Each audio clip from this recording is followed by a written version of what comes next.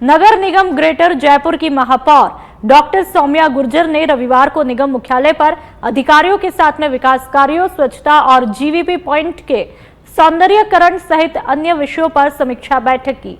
बैठक की तस्वीरें आप देख लीजिए।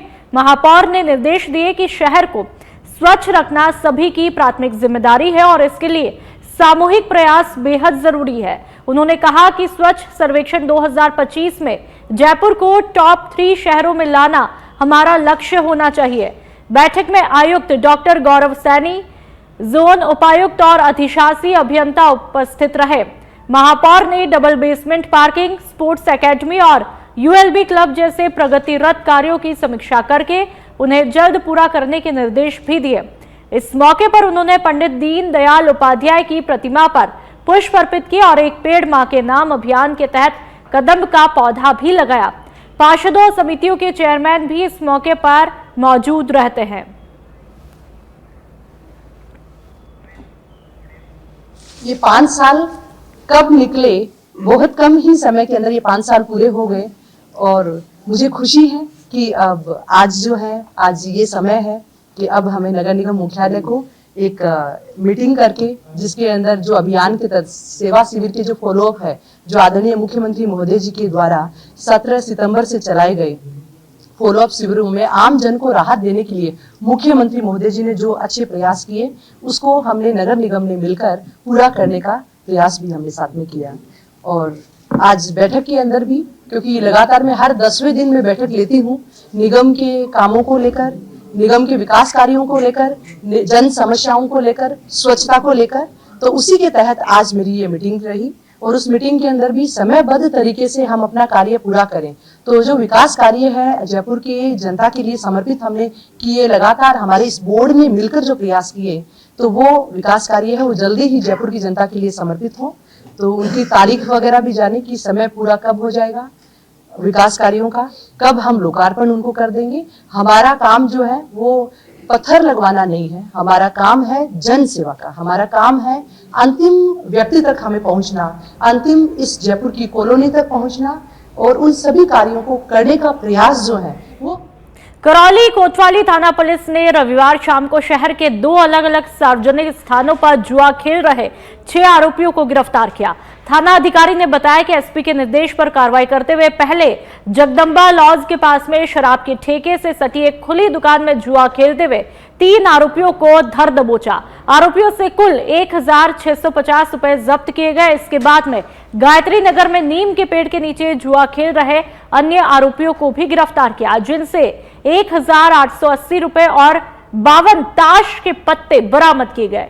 कुल मिलाकर के 3530 रुपए नकद जब्त किए गए। पुलिस ने सभी आरोपियों के खिलाफ कार्रवाई शुरू कर दी है। तो जुआ खेलते हुए ये 6 आरोपी धर दबोचे गए। पुलिस के कब्जे में ये आरोपी। करौली की तस्वीरें, एसपी के निर्देश पर पुलिस ने इस कार्रवाई को अंजाम दिया है और 6 आरोपियों को धर दबोचा, गिरफ्तार किया गया है। ताश के पत्ते भी, नकद तो यहां पर जब्त किए ही जाते हैं, लेकिन 52 ताश के पत्ते भी इन जुआरियों से जब्त किए जाते हैं। पुलिस ने इस कार्रवाई को करौली में अंजाम दिया।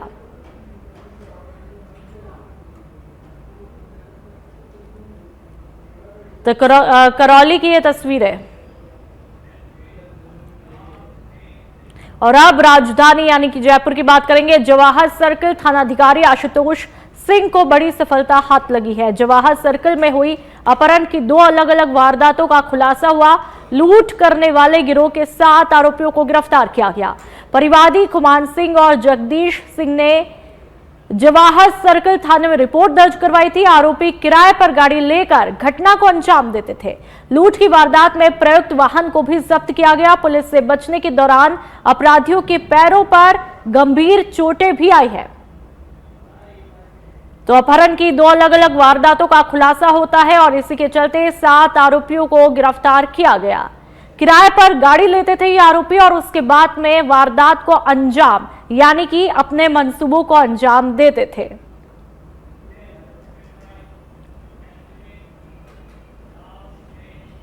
टोंक के पीपलू में दो भाइयों की करंट लगने से मौत हुई है। खेत पर लगे बिजली के ट्रांसफार्मर के टूटे तार और दोनों भाइयों के नहर में शव मिलने के बाद में मौके पर भारी भीड़ जमा हो गई।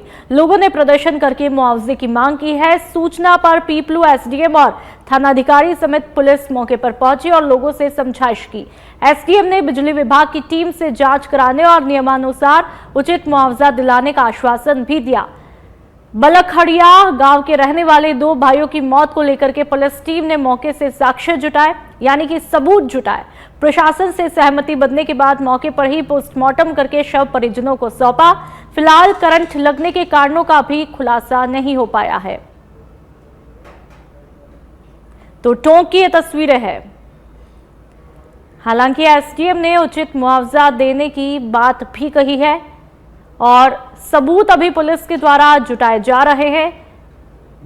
क्या कुछ कारण रहे, उसकी हर एंगल से पुलिस जांच पड़ताल यहां पर कर रही है और लोगों ने प्रदर्शन करके मुआवजे की मांग भी की है।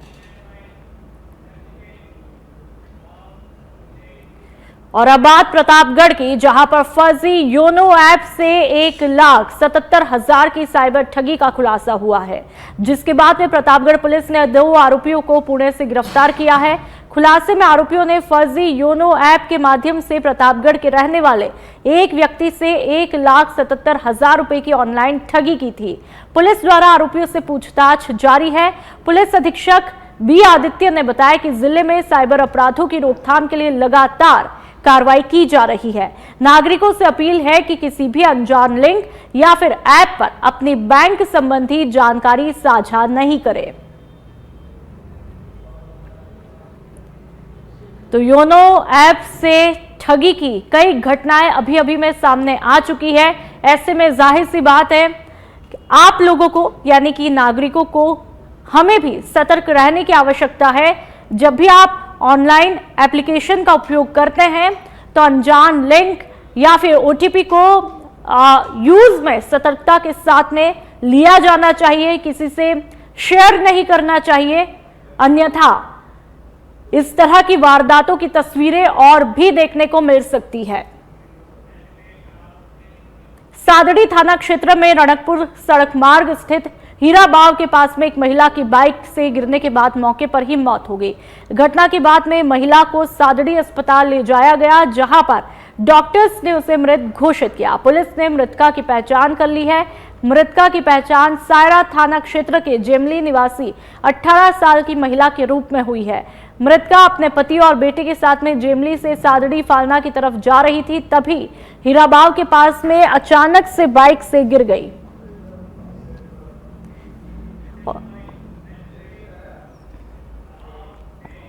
मेहंदीपुर बालाजी से लापरवाही की तस्वीरें सामने आई है, जहां पर मंदिर के पास में उदयपुरा तिराहे पर धंसे सीवर चैम्बर की मरम्मत तीसरे दिन भी नहीं की गई है। भक्तों की भारी भीड़ के बीच टूटा हुआ ये चैम्बर किसी बड़े हादसे को दावत भी दे सकता है। हर दिन हजारों श्रद्धालु आरती में शामिल होने के लिए यहां पर पहुंचते हैं, लेकिन सुरक्षा के इंतजामात नाकाफी है। वहां के लोगों का कहना है कि अगर समय रहते मरम्मत नहीं की गई तो किसी भी वक्त अनहोनी हो सकती है। प्रशासन ने सुरक्षा के नाम पर सिर्फ बैरिकेडिंग और बांस लगा करके इतिश्री कर दी है, जबकि मरम्मत काम शुरू नहीं हुआ और सवाल उठ रहे हैं कि आखिर प्रशासन किसी बड़ी घटना का इंतजार क्यों कर रहा है।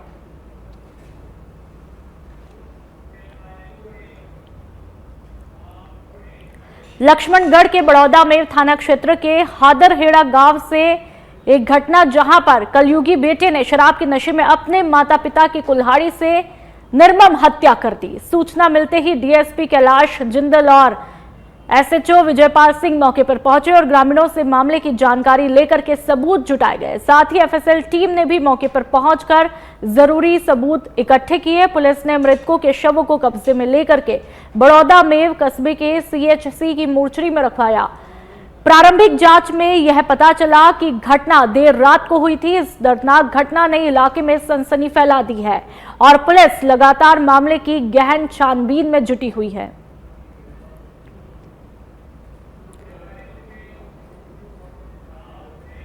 और अब भीलवाड़ा के काछोला की बात करेंगे, जहां पर उमेदपुरा गांव में चोरों ने मंदिरों में दान पत्र के ताले तोड़ डाले हैं और नकदी को चुराया है। राजगढ़ ग्राम पंचायत के उमेदपुरा गांव में देवनारायण चार भुजा तेजाजी के मंदिर के दान पत्र को तोड़ दिया है। मंदिरों की तस्वीरें आप देख लीजिए।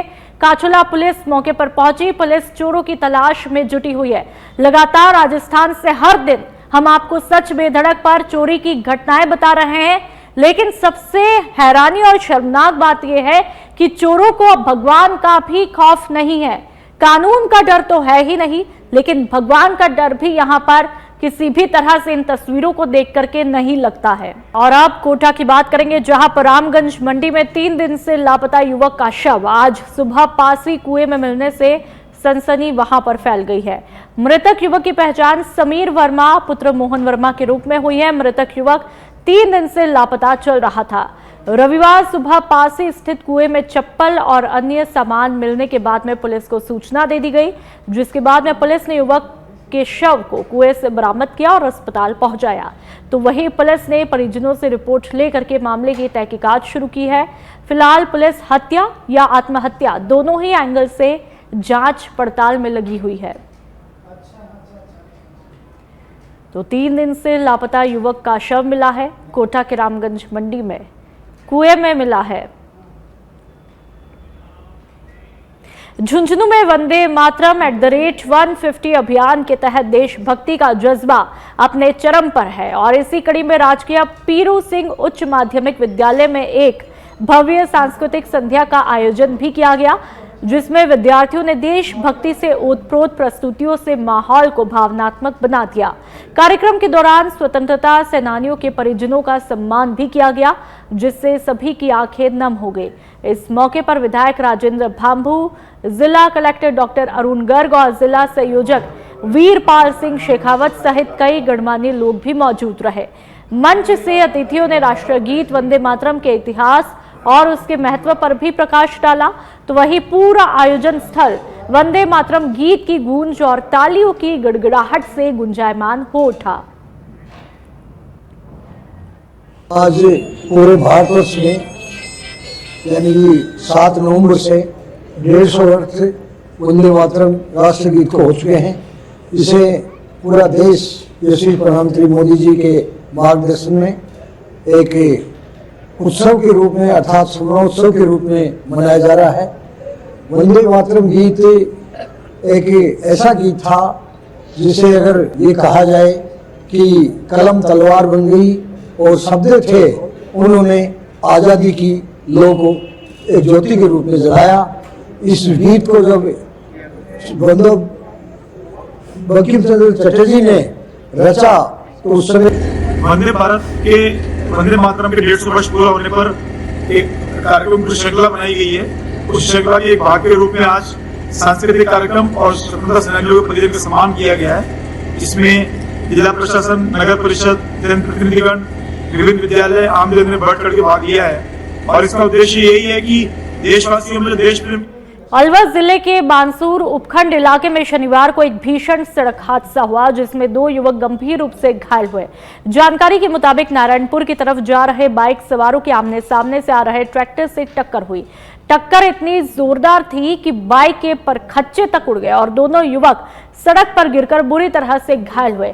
मौके पर मौजूद लोगों ने तुरंत 108 एम्बुलेंस को सूचना दी, जिसके बाद में घायलों को बांसूर उपजिला अस्पताल ले जाया गया, जहां से हालत गंभीर होने पर उन्हें जिला अस्पताल कोटपुतली रेफर किया गया। हादसे के बाद में घटनास्थल पर अफरा तफरी मच गई। पुलिस ने मौके पर पहुंचकर ट्रैक्टर को जब्त किया और चालक की तलाश के साथ मामले की जांच शुरू कर दी है।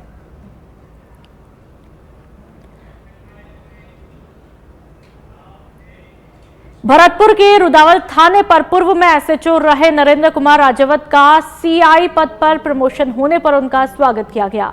रुदावल हनुमान मंदिर पर स्थानीय लोगों और सामाजिक संगठनों की तरफ से स्वागत सम्मान किया गया उनका, जहां पर लोगों ने थानाधिकारी का माला और साफा बांध कर स्वागत किया और लोगों ने थानाधिकारी के अच्छे व्यवहार की भी चर्चा की। तो वहीं आने वाले समय में थानाधिकारी की अच्छी पुलिसिंग की कामना की है।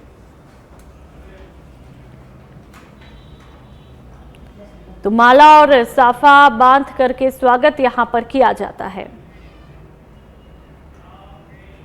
और अब पुष्कर की बात, जहां पर शिक्षा राज्य मंत्री मदन दिलावर ने अपनी मानवता दिखाई है। सड़क हादसे में घायल महिला को मंत्री दिलावर ने खुद अस्पताल पहुंचाया। जयपुर से नागौर जाते वक्त ग्राम होकरा के पास हादसा हुआ। घायल लीला देवी सड़क पर तड़पती हुई मिली। मंत्री ने गाड़ियों का काफिला रुकवाया। मंत्री ने अपने वाहन में बैठा करके महिला को पुष्कर अस्पताल पहुंचाया। मंत्री ने अस्पताल प्रशासन को उचित इलाज के निर्देश भी दिए। घायल महिला की हालत फिलहाल स्थिर बताई जा रही है। पुष्कर थाना अधिकारी विक्रम सिंह भी मौके पर मौजूद है।